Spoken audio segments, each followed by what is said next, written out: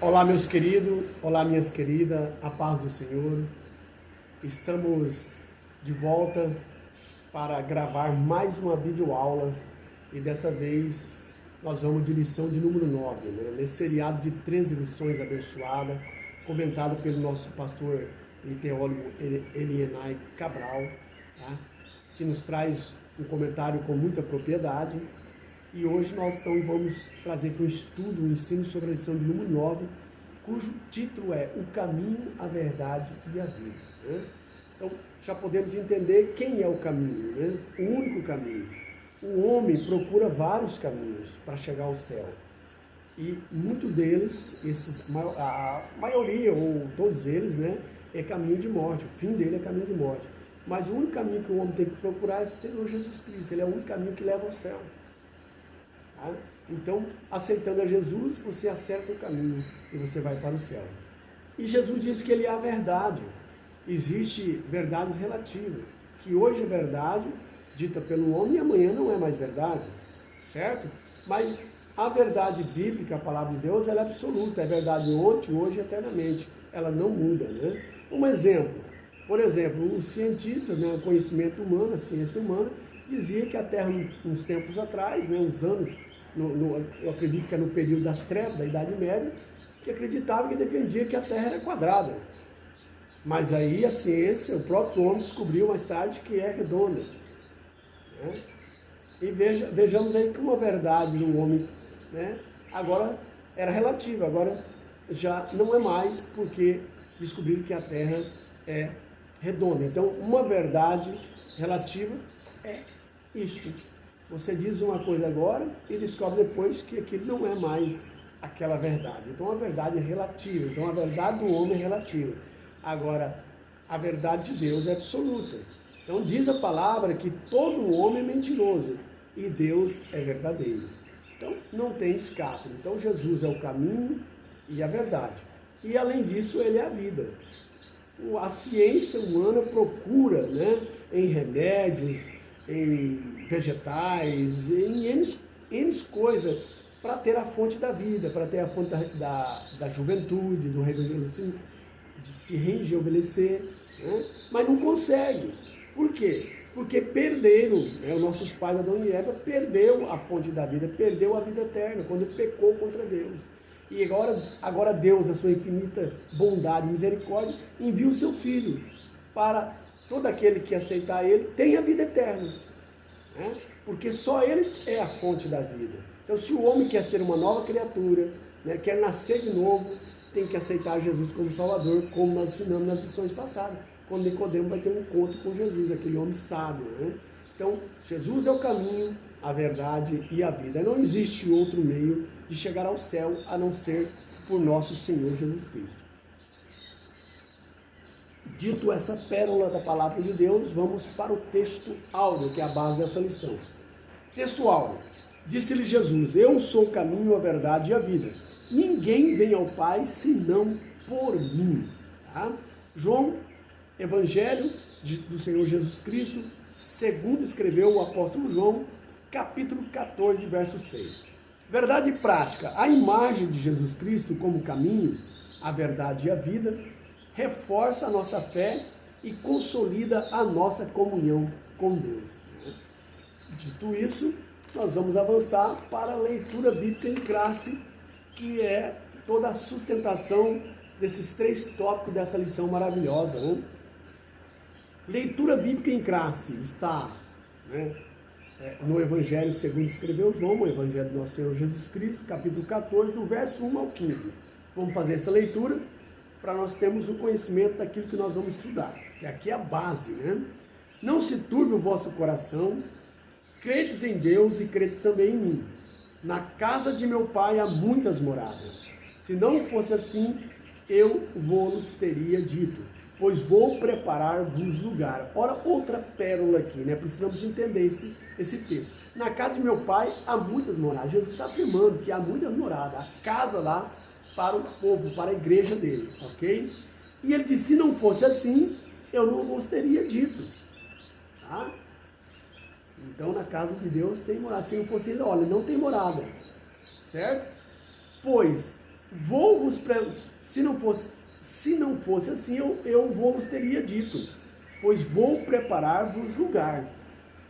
Veja bem que é interessante, o lugar já está lá, a casa, né, nossa já está lá preparada. E se não fosse assim, ele diria, eu vou vos preparar lugar, mas já tem a morada preparada para nós lá, que Deus já, né, com antecedência, né, construiu para nós, para o salvo, né, estar ali morando com ele na glória. E ele continua, e se eu for e vos preparar lugar, porque já tem casa, ok? Virei outra vez e vos levarei para mim mesmo, para que onde eu estiver, estejais vós também. Então Deus tem prazer de estar conosco. O homem pecou contra Deus no Éden e abandonou Deus, escondeu de Deus. Mas Deus gosta tanto do homem, gosta tanto de nós, que ele procurou o homem. Adão, onde tu estás? E Adão disse, estou escondido porque pequei contra ti. Então quando o homem, né, deixa de Deus, Deus procura o homem. E até hoje, o prazer de Deus é que todos os homens se salvam, perdoando assim o tempo da ignorância. E por isso ele enviou o seu Filho amado, porque Deus ama estar conosco e ama estar relacionando com o homem. Mas para isso você agora precisa aceitar Jesus para ter esse relacionamento com Deus, porque Ele é o único caminho, a única verdade e a vida eterna. Então é importante entendermos isso. Mesmo vós sabeis para onde eu vou e conheceis o caminho.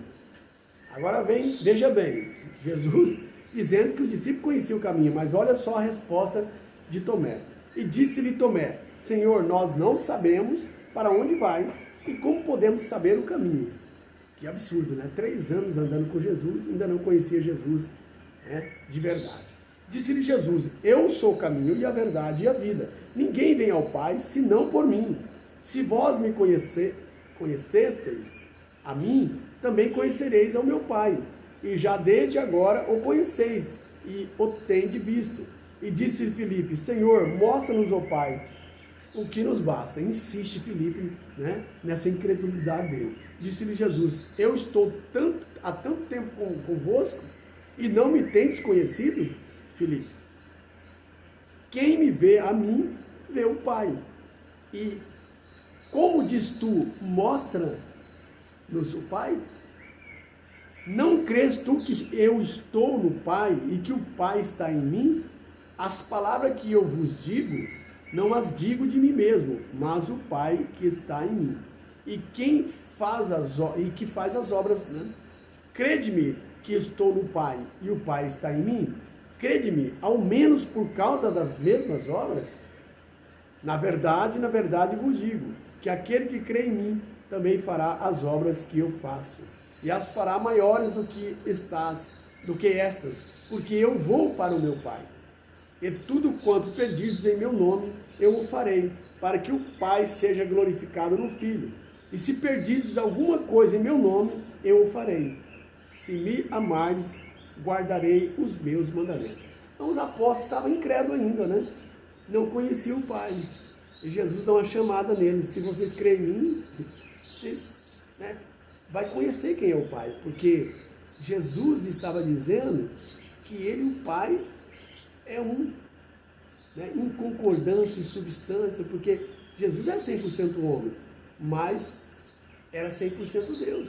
E por isso que ele diz, né, eu sou o caminho, a verdade e a vida, e ninguém vem ao Pai senão por mim.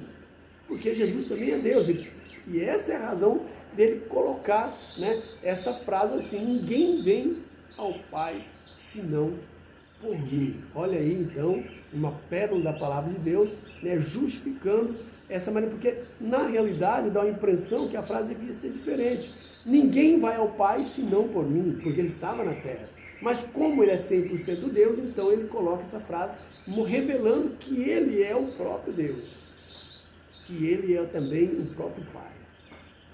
E o Pai está sendo revelado através do Filho, né, em carne e osso. Isso é maravilhoso, né? É pérolas, é mistério da palavra de Deus revelado a nós humanos, tá? O estudo dessa lição é sobre a pessoa de Jesus Cristo. É lógico, essa lição é totalmente cristológica, tá? Nosso Senhor e Salvador, por meio do Evangelho de João, capítulo 14, versículo de 1 ao 15, como já falamos, vamos explorar o tema central, tá? O caminho, a verdade e a vida. Esse é o tema central da nossa lição. O caminho, a verdade e a vida. Nesta lição veremos como Jesus nos oferece consolo e promessas de vida eterna. E ao mesmo tempo em que nos alerta sobre as dúvidas, incertezas e enganos que podem surgir em nossa caminhada com Ele. Tá? O tema desta aula é um convite especial para receber as verdades imutáveis da Palavra de Deus e para aprofundar o nosso relacionamento com Cristo. Nós temos 3 objetivos nessa lição, que são apresentar a dimensão bíblica do consolo e das promessas do Senhor Jesus. Segundo, discernir a respeito da diferença, das diferentes formas de dúvidas e incertezas, bem como a certeza e convicções na caminhada cristã. É lógico que durante a nossa vida cristã surgem dúvidas a respeito da pessoa de Jesus, mas vai ser sanada. O Espírito Santo vai sanar para nós, ok? Terceiro, conscientizar que Jesus é o único caminho e a verdade absoluta e a fonte de vida eterna, ok? Então são esses 3 objetivos e nós temos 3 tópicos nessa lição que vamos discorrer, tá? O primeiro tópico da nossa lição, consolo e promessa do Senhor Jesus. O terceiro, dúvidas, incerteza e enganos no caminho com Cristo. No segundo e no terceiro tópico, são 3 tópicos, né, como é de praxe, né? No terceiro tópico, caminho, verdade e vida. São os 3 tópicos que nós vamos estudar e a introdução também que nós temos aqui é muito importante porque ela nos dá um norte, né, desses 3 tópicos. A expressão eu sou o caminho, a verdade e a vida tem um significado especial para os cristãos em todo o mundo. Ela descreve de forma abrangente o Senhor Jesus na realização da obra da salvação ou de salvação. Por isso iremos estudar João capítulo 14, onde consideramos as palavras encorajadoras e as promessas de Jesus contidas neste capítulo, bem como as dúvidas e incertezas que os seus discípulos enfrentaram ao longo da jornada. Além disso, iremos explorar os 3 termos importantes do versículo 6, caminho, verdade e vida. São os 3, né, que nós vamos aqui dissertar, que vamos comentar, né, e trazer subsídio para vocês. Então, no primeiro tópico da nossa lição, diz assim: consolo e promessa do Senhor Jesus, com 3 subpontos. No primeiro subponto, nós temos o caminho, a verdade e a vida, tá? É o primeiro subponto. Desde o evento do capítulo 13, quando Jesus se juntou aos discípulos e lavou os pés, foi nós estudamos na lição passada, ok? O lava-pés, certo? Proporcionando uma importante lição sobre a liderança humilde, ou, né, ser humilde na liderança. E o seu discurso não se limitou a esse capítulo. O Senhor fez um discurso de despedida no capítulo 14, que se inicia em João capítulo 13, verso 31. Nesse discurso, ele confere consolo aos discípulos ao afirmar que após a sua morte não estariam sozinhos. No versículo 4, o Senhor diz que os discípulos sabiam para onde ele ia. No entanto, Tomé respondeu que não sabia e questionou: como podemos saber o caminho? Evangelho de João, capítulo 14, versículo 5. Por isso Jesus esclarece que ele é o caminho, a verdade e a vida, e ninguém pode chegar ao Pai senão por meio dele. Evangelho segundo escreveu João, capítulo 14, 6. Esta afirmação de Jesus revela que ele é o caminho, meio de alcançar o Pai, e a verdade que o revela e representa assim a verdadeira vida em Deus. Então, mesmo estando com eles, precisou de Jesus tirar e sanar as suas dúvidas, porque até então estavam em dúvida. Eles não tinham conhecimento que Jesus era o caminho, que Jesus era a verdade, que Jesus era a vida, e era só possível ir ao Pai, ouvir ao Pai através do Senhor Jesus. Então eles tinham essa dúvida. Então, na caminhada com Jesus, surge dúvida até hoje, nos seus discípulos, na sua igreja.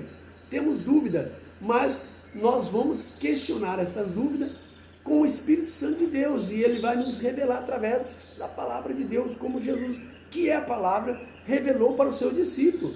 Ora, Tomé, você tem dúvida? Ele não desprezou, ele não discriminou, ele não rejeitou, mas Jesus, com muito amor, tirou a dúvida, sanou a dúvida de Filipe, sanou a dúvida de Tomé e dos mais discípulos que também tinham a mesma dúvida, certo? As mesmas dúvidas pairavam ali.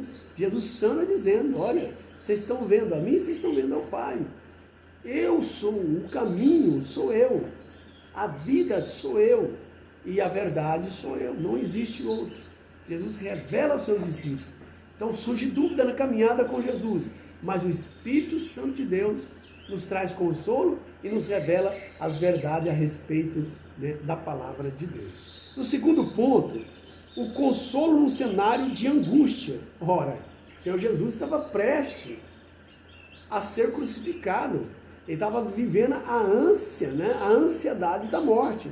E ele, mesmo nessa situação, sendo homem 100%, ele traz consolo para os seus discípulos. Olha só como o nosso Deus, como o nosso Senhor Jesus, é misericordioso, é bondoso. Ele 100% homem, sofrendo o que nós sofremos, né? A angústia, né? A ansiedade, porque ele sabia que ele ia passar pela morte, mas mesmo assim ele se torna forte e consola os seus discípulos dizendo: é evidente que Jesus estava angustiado. João capítulo 12, versículo 27, capítulo 13, versículo 21. O nosso Senhor tinha plena consciência de que estava aproximando-se a hora da sua entrega nas mãos dos homens. Em breve seria crucificado, morto e sepultado. Contudo, surpreendentemente, mesmo nesse contexto de dor, de sofrimento, ok? Jesus dirige-se aos seus discípulos com o intuito de confortá-los. Olha só que bravura, né? João capítulo 14, verso 1. Apesar da intensa pressão emocional e espiritual que enfrentava, Jesus, revela que o sofrimento pelo qual iria passar traria bem para todos. Então valia a pena Jesus passar por sofrimento, porque ele traria salvação para todos através do seu sofrimento. Assim sendo, aquilo que parecia uma derrota era na verdade uma vitória. Um fim trágico transformava-se num glorioso começo. Embora doloroso e angustiante, o caminho a seguir apontava para um cenário glorioso. Olha só, então Jesus estava ali, prestes a ser crucificado, mas ele consola os seus discípulos, dizendo, né, que ele precisaria passar por aquela situação, porque traria benefício para a humanidade. Embora quando ele morresse, os seus inimigos, e o principal inimigo, além dos homens incrédulos, é Satanás, iam dizer: acabou a esperança, ele morreu, cadê ele? Mas mal sabia que a vitória estava na morte do Senhor Jesus. O Senhor Jesus precisava de derramar o seu sangue para salvar a humanidade, e essa vitória era gloriosa na ressurreição de Cristo. Mal sabiam os seus inimigos que Jesus ia ressurgir, porque ele é a vida. Ele não é só o caminho, a verdade, mas ele é a vida. Então Jesus deu a sua vida. Ninguém matou Jesus. Ele falou: eu dou a minha vida pelo mundo. Ninguém tem poder para tomar, mas eu dou. Então Jesus foi para a morte voluntariamente para salvar a humanidade. Não é que alguém foi e teve poder de matar Jesus. Não, ele entregou sua vida para morrer. Ele precisava de passar por aquilo, mas como ele era homem, ele passou por a angústia da morte. Mas mesmo assim consolou seus discípulos dizendo: é necessário, porque a vitória está na minha morte. E no terceiro dia, quando os inimigos esperavam que não tinha mais, né? Ele não surgiria mais, não tinha mais, estava todo perdido, Jesus ressurge, glorioso, vitorioso, rompendo o túmulo e aparecendo para os seus discípulos, por espaço de 40, 50 dias, se não estou equivocado, né? E quando Jesus ressurge, o sepulcro ali, os que morreram em Cristo ali, em Jerusalém, ressurgiram, ressuscitaram junto, né, após a ressurreição de Cristo. Jesus é a primícia, e após ele então ressurge os aqueles que haveriam morrido antes, né, da sua morte, ok? E há aí uma discussão teológica que aqueles que ressuscitaram nessa ressurreição, ali após Jesus ressuscitar, quando Jesus ressurge, então os mortos também após ele ressurgem, muitos mortos, e entraram na cidade santa que é Jerusalém e foram aos seus parentes, certo? Há uma discussão teológica que dali foi uma ressurreição como de Lázaro, tá? Que depois eles voltaram a morrer. E há outros que acreditam que aquilo foi a ressurreição como a de Cristo, com o corpo glorioso, e eles foram para a glória com Cristo, tá? Mas eu não quero entrar nesse detalhe, tá certo? Não vou dar minha opinião aqui, porque uma discussão teológica que não tem nenhuma relevância assim na questão de salvação. O importante é nós que é em Cristo e saber que ele é o caminho, a verdade e a vida. São, né, estudo teológico que não convém agora nós falarmos nessa lição, podemos falar em uma outra hora, né? Emitir a nossa opinião a respeito disso. Mas há uma discussão sobre isso. Então, avançando aqui para o terceiro ponto da nossa lição, nós temos aqui uma promessa gloriosa. Terceiro subponto do primeiro tópico, melhor dizendo, tá? Jesus declarou que o caminho de Deus leva às moradas celestiais, preparada para os seus discípulos. A expressão casa do meu Pai refere-se ao céu, tá? Um lugar com muitas habitações para os fiéis em Cristo. João, capítulo 14, verso 2. Essa realidade espiritual futura proporciona uma esperança gloriosa para os santos. A igreja de Cristo vive na expectativa do retorno do nosso Senhor. Apesar dos tempos trabalhosos pelos quais passamos, a promessa do arrebatamento da igreja alegra e anima os corações dos fiéis. Nesse sentido, podemos já experienciar um pouco do que nos aguarda no céu. Assim que seremos convocados por Jesus para nos reunirmos num maravilhoso encontro com Ele nos céus. 1 Coríntios 15, você pode ler lá, versículos 51 e 52, que fala do arrebatamento da igreja, né? Paulo diz: eu vos digo, né, um mistério aqui, que nem todos nós dormiremos, mas nós seremos arrebatados juntamente com aqueles que vão ressuscitar. Nós não precederemos eles vão ressurgir, e aqueles que estão vivos no momento da volta de Cristo, do arrebatamento da igreja, vai ser arrebatado juntamente com eles. Um não antecederá um outro, mas serão todos juntos.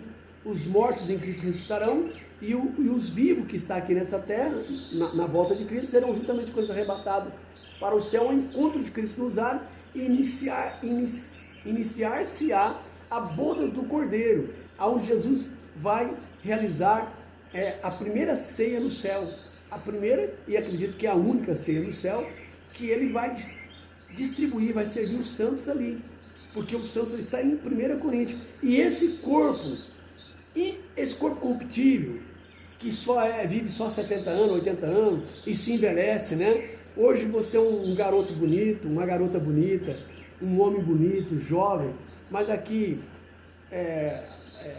até os 70 anos, você só está pura ruga, né? Porque o corpo ele é corruptível.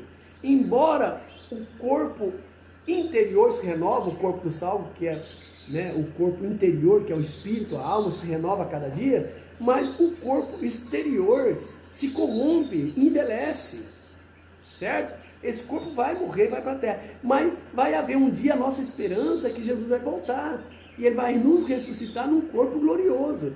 Esse corpo corruptível se tornar um corpo incorruptível, que é um corpo espiritual, porque existe o corpo animal, que é esse, mas existe um corpo espiritual, e esse corpo será transformado em um corpo espiritual, um corpo glorioso, incorruptível, como o de Cristo, que não vai ter mais poder sobre ele, a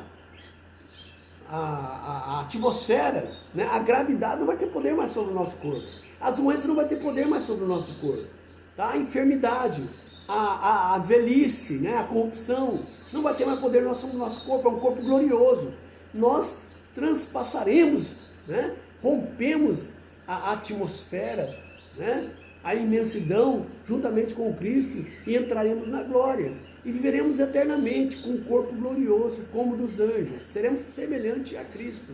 Adeus velhice, adeus corpo doente, adeus tristeza, adeus choro, porque ali haverá plenitude de vida, e o Senhor enxugará todas as nossas lágrimas. Não haverá mais morte, mas haverá plenitude de vida. Não haverá mais choro e tristeza, porque haverá plenitude e alegria no Espírito Santo de Deus. Não haverá mais sepulcro passando em frente à sua porta, ou tristeza pelo ente querido, porque haverá vida eterna.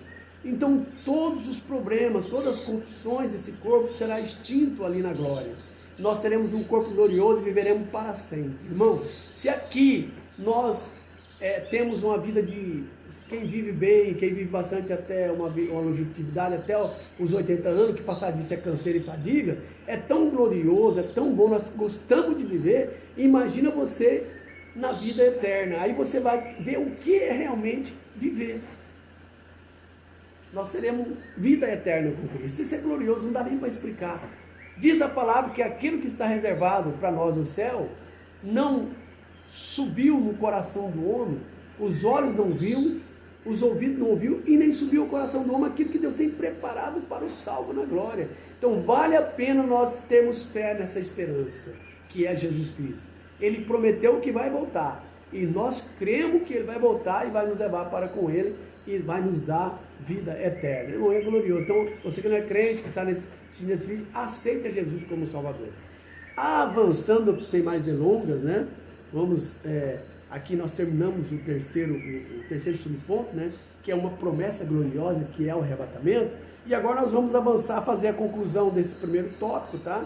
O sinopse desse primeiro tópico, que é: o Senhor Jesus traz consolo para o presente e promessa que anuncia um futuro glorioso, tá? Olha só. Então ele traz consolo para esse presente momento, mas também promessa, né, de um futuro glorioso. Avançando para o nosso segundo tópico, certo? Dessa lição, que tem o título, ou que tem o tema assim: dúvidas, incertezas e enganos no caminho com Cristo, né? Pode surgir isso aí, e surge. Então nós vamos ver a respeito dessa situação. Primeiro subponto, do segundo tópico, a dúvida de Tomé. Então vamos estudar aqui sobre a dúvida de Tomé. No versículo 5, encontra-se a incerteza do discípulo Tomé. Como podemos saber o caminho? Disse Tomé. Nesse evangelho, Tomé é retratado como um discípulo fiel, corajoso, que tinha um profundo amor por Jesus e teve a coragem de manifestar a sua dúvida. Então você não pode omitir sua dúvida, você tem que manifestar na sua oração, conversando com Deus. É como eu disse, Deus fala conosco através de várias formas, mas o único meio de nós falar com Deus é através da oração. E na oração você pode sanar suas dúvidas, né, através do Espírito Santo de Deus, orando e o Espírito Santo de Deus te respondendo. Ok? Então, corajoso e que tinha um profundo amor por Jesus e teve coragem de manifestar a sua dúvida. João, capítulo 14, versículo 5. Este episódio ilustra que durante a nossa caminhada com Cristo não é incomum que surjam dúvidas, contudo, assim como Tomé recebeu de Jesus a resposta: eu sou o caminho, a verdade e a vida, João capítulo 14, 6, também nós podemos ouvir essas palavras quando temos dúvida. E a nossa esperança é essa: Jesus é o caminho, Jesus é a verdade e Jesus é a vida. Para nós só existe Jesus, não há outro Deus, não é João, nem Maria, nem Papa, nem pastor que nos leva ao céu, é só Jesus, porque Ele é o caminho, a verdade e a vida. Não existe outra verdade absoluta a não ser Cristo Jesus, e não existe vida eterna a não ser na pessoa de Cristo Jesus. Essa é a nossa esperança e deve ser a sua esperança, você que ainda não aceitou Jesus. Avançando para o segundo subponto, do segundo tópico, as incertezas de Pedro e Filipe. Então apareceu mais aqui, viu? Não foi só Tomé. Alguém taxa Tomé como, né, o discípulo incrédulo, mas nós temos aqui que todos eles tinham dúvida, certo? As incertezas de Pedro e Filipe.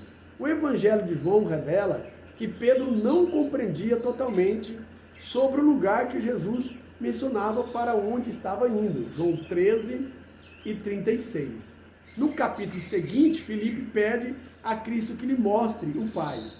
João capítulo 14, verso 8. É notado que, tal como Tomé, Pedro e Filipe ainda não tinham as suas questões esclarecidas por Jesus, eles também enfrentaram incertezas. Não somos diferentes deles. Certamente haverá momentos em que nós sentiremos semelhantes a Tomé, Pedro e Filipe, porém devemos aprender a escutar o Senhor Jesus Cristo.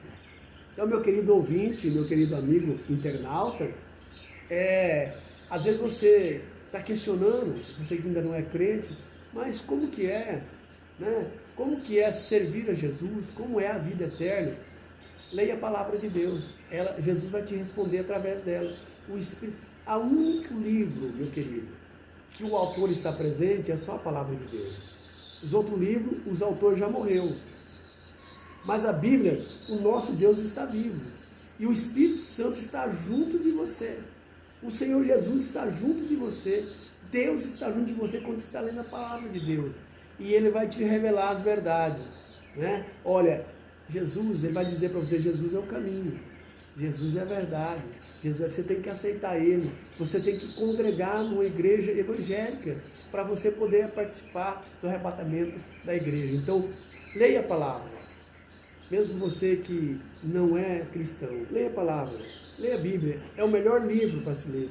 Esse livro nunca se envelhece. Sempre ele é atual. Ele é antigo, mas é atual. Porque ele nos revela, né, tudo que a alma nossa precisa, que é a nossa salvação. Então leia. É um conselho desse evangelista Celso Godoy, tá? Que é seu irmão, que é seu amigo. Tá?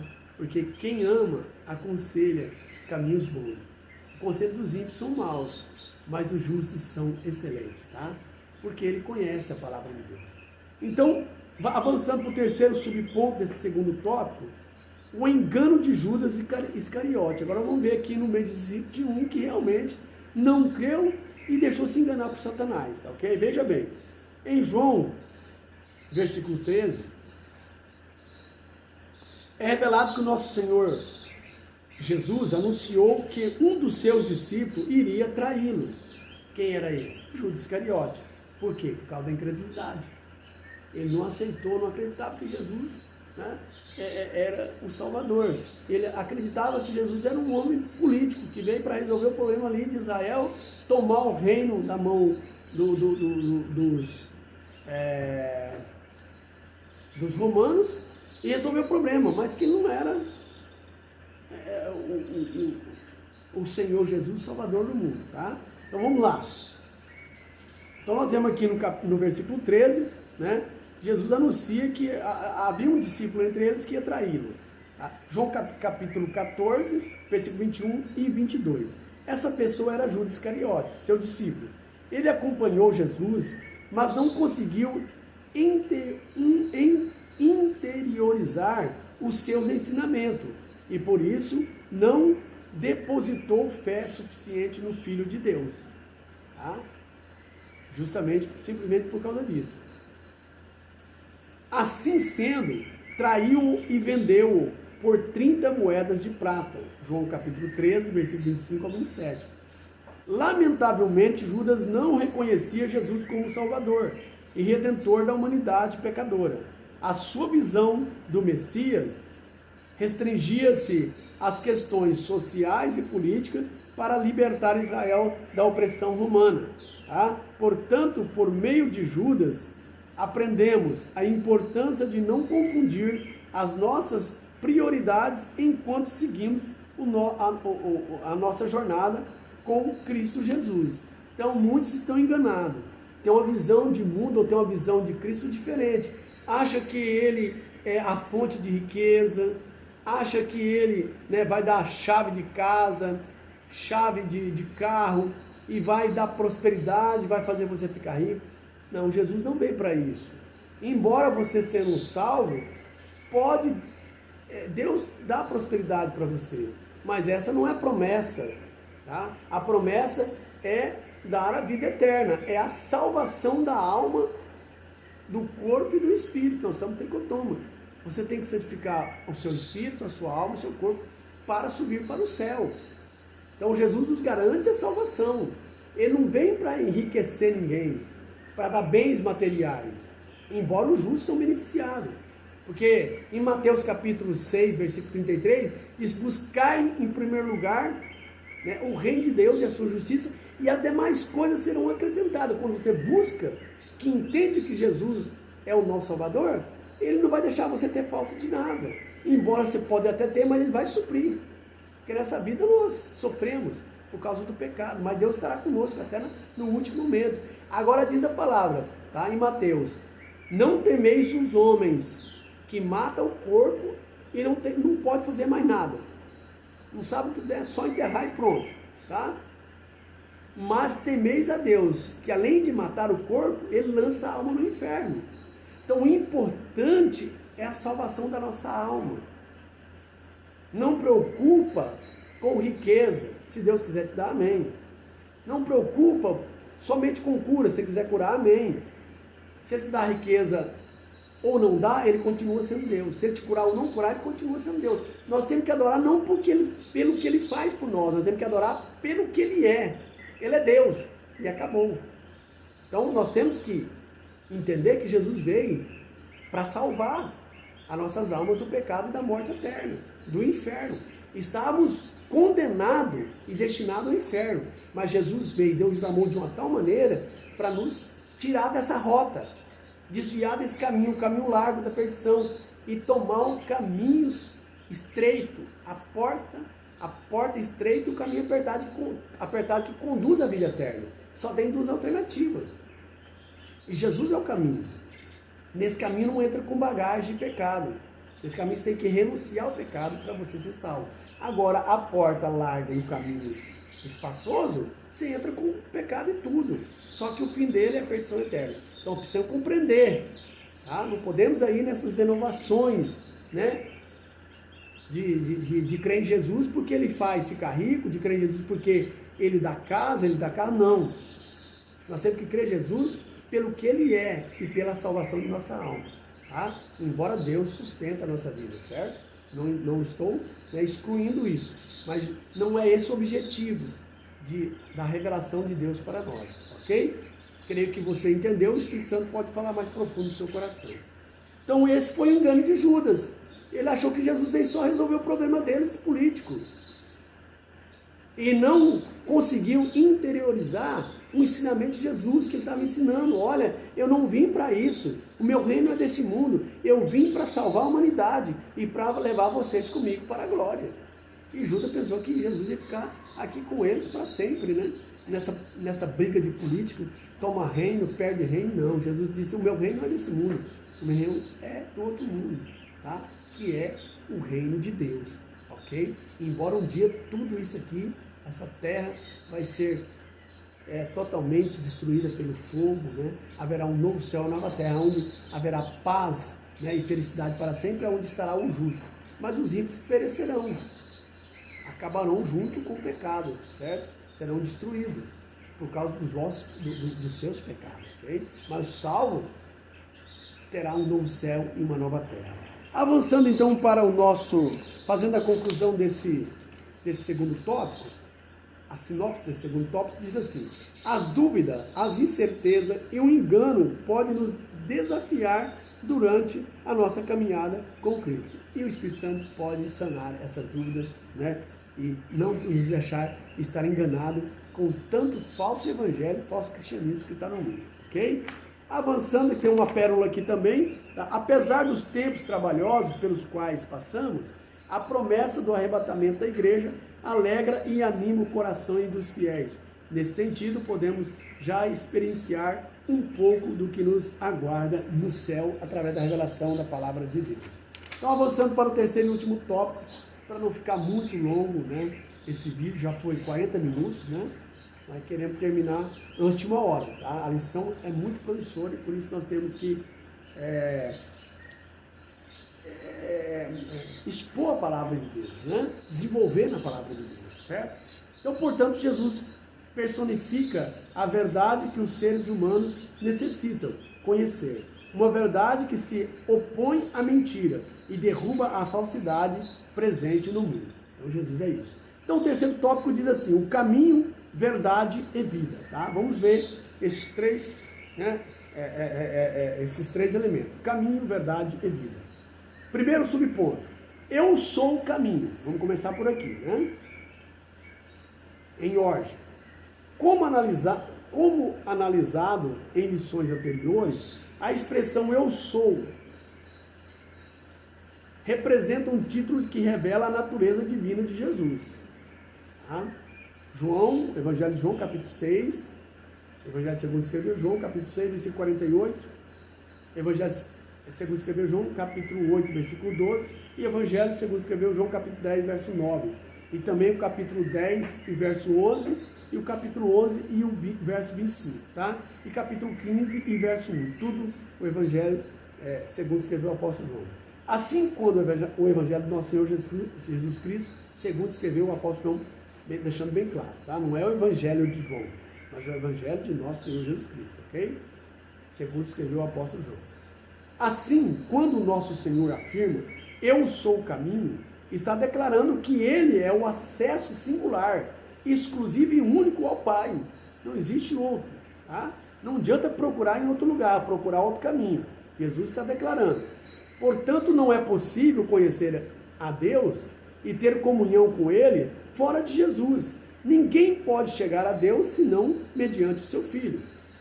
O pronome eu, presente nesta expressão, indica que não somos salvos por princípios ou forças espirituais, mas sim por uma pessoa chamada Jesus, que ilumina aqueles que se encontram nas trevas. Lucas, capítulo 1, versículo 79. Por meio da sua obra redentora no Calvário, foi aberto um novo e vivo caminho para nos guiar até Deus. Hebreus 10, versículo 19 ao 21. Ele é o único mediador entre Deus e os homens. 1 Timóteo, capítulo 2 e 5. Então está lá em 1 Timóteo, capítulo 2. Que existe só um único Deus verdadeiro e o único mediador entre Deus e os homens. Jesus Cristo, homem. Então não adianta procurar outra pessoa. Não adianta procurar outro meio. Está declarado. Jesus disse, eu sou o caminho. E ninguém vem ao Pai senão por mim. É o único acesso e exclusivo acesso é Jesus para chegar a Deus. Nós havíamos perdido, né, esse caminho por causa dos nossos pecados. E Deus então envia esse caminho, né, que é Jesus, para nos levar para o céu. Não existe outro. Ele é exclusivo, ok? Deus não aceita outro caminho. Então vamos para o segundo subponto do terceiro tópico. Eu sou a verdade. Então nós vemos o caminho, agora vamos ver a verdade. Jesus não é apenas uma parte ou fração da verdade, mas sim toda a verdade em si mesmo. Veja aí, é a verdade absoluta. De forma clara, e essa outra verdade, frações são relativas, tá?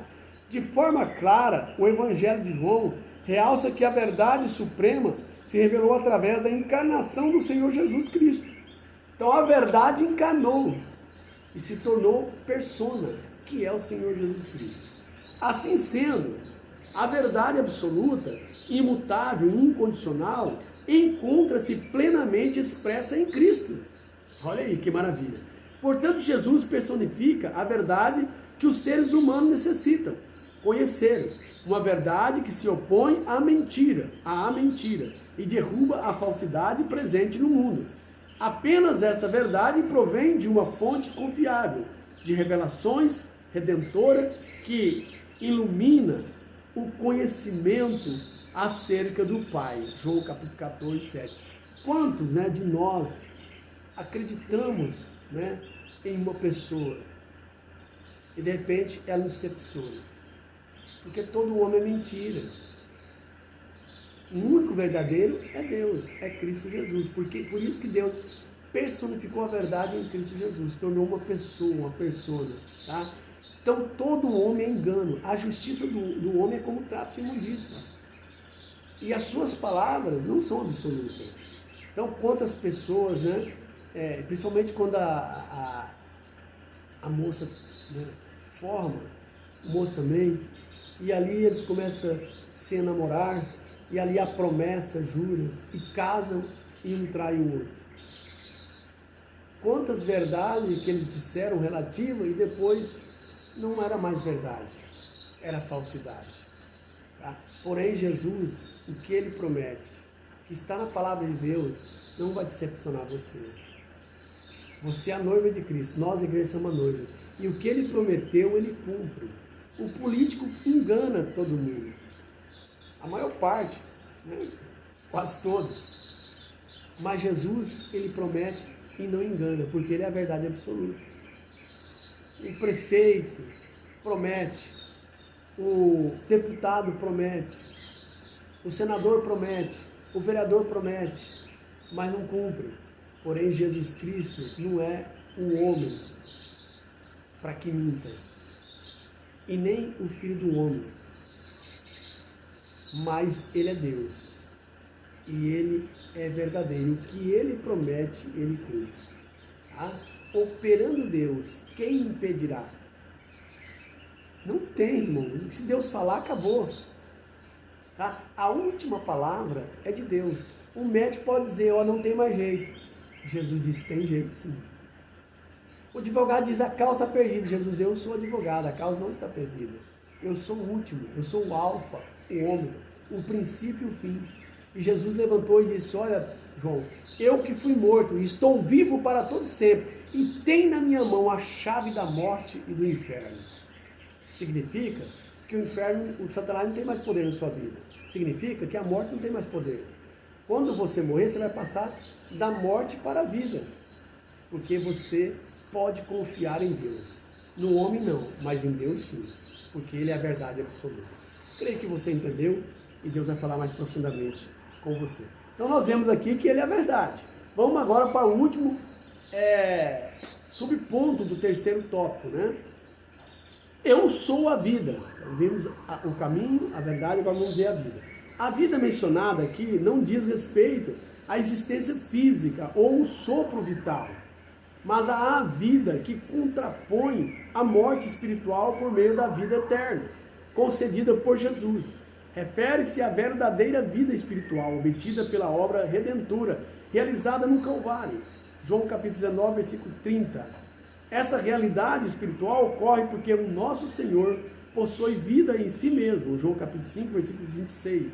Ele é tanto a fonte como o doador da vida eterna. João capítulo 3, versículo 16, João capítulo 6, versículo 33, João capítulo 10, versículo 28 e João 11 e 25, só que você conferir. Então veja bem, irmão, quando o homem peca, Deus disse, olha, se vocês pecar, comer dessa fruta, que todas as árvores no jardim vocês podem comer, mas menos essa aqui do conhecimento do bem e do mal, que o dia que vocês comerem, vocês morrem. Satanás vem, engoda, engana a Eva come e leva para o seu marido, é também iludido e come, e eles, então agora tem, né, como, né, já não tem, perdeu a vida eterna, perdeu a sua casa, que era o melhor lugar, e perdeu a comunhão com Deus quando eles pecaram. Então agora não tem mais vida eterna, e nem mais a vida física que ia ser eterna. Então agora eles têm a morte física e a morte espiritual. Veja bem, a morte tem 3 tipos de morte: morte física, morte espiritual e morte eterna. Tá? A morte física é quando você deixa de respirar, partiu. A morte espiritual é quando você ainda está vivo, mas não conhece a Deus, não aceitou Jesus. É a morte espiritual, essa tem jeito. Se aceitou Jesus, você nasce de novo, torna uma nova criatura para Deus. Você começa a viver para Deus. Então, essa é, né, ela tem como ressuscitar a vida espiritual. Porque todos os homens que não conhecem a Deus, ele é morto espiritualmente. Ele é um homem natural. Mas existe a morte eterna. Que essa é a partir, né, ela começa a partir da morte física. Uma vez que você morreu sem Cristo, você vai ter a morte eterna separada de Deus. Que é a segunda morte da ressurreição. A primeira ressurreição é do justo, a segunda ressurreição é dos ímpios, que é a segunda morte, dentro desse contexto. Então, quando você morre com Cristo, você não vai ter a segunda morte, que é a separação de Deus. Você vai ter vida eterna, você vai viver com Cristo. Mas aqueles que morreram sem Cristo, vai ressuscitar na última ressurreição. E eles vão ressuscitar para a morte eterna, que é a separação eterna de Deus. Isso é morte eterna. Tá? É ser separado de Deus. E eles vão sofrer eternamente. E a Bíblia diz que Jesus falou mais do inferno no Novo Testamento, em Mateus, do que do céu, dado o perigo que ele é. O inferno é o lugar do juízo de Deus. E vai ser lançado Satanás, seus anjos e toda a gente que esquece Deus, todos que não creram em Deus, que não quiseram acreditar em Deus, que não aceitaram Deus, vai ser lançado ali. E aí, então, iniciará a segunda morte, a morte eterna, a separação de Deus. Você vai estar ali no inferno, Jesus disse que ali o bicho não morre e o fogo não apaga. É um tormento eterno, essa é a segunda morte. Você vai sofrer eternamente, aonde o bicho não morre e o fogo não apaga. No inferno, no lugar do juiz de Deus ali, certo? Você não tem dignidade. Você não é considerado como uma persona, você é considerado como um bicho, como um verme. Tá? Onde o fogo não apaga e o bicho não morre. Porém, no céu, você vai ganhar uma pedrinha branca com o seu novo nome, porque você tem ali personalidade, você é uma pessoa. Tá? E vai estar para sempre com Cristo Jesus. Mas Deus é mau? Não. É o homem que escolhe. Tem duas alternativas. Tá? Quais são as duas alternativas? O caminho estreito e o caminho largo. Então Jesus falou, olha, entrai pelo caminho estreito. Jesus aconselha para vocês terem vida eterna. Jesus não determina e nem exige, porque o homem é um ser que tem livre-arbítrio de escolha. Então Jesus não vai impor, nós não somos robô, então ele dá uma alternativa. Ele explica, ele aconselha, entra pelo caminho estreito, renuncia o pecado. Porque se você optar pelo seu livre-arbítrio, entrar no caminho, na porta larga e pelo caminho espaçoso, você vai para o inferno com suas próprias pernas.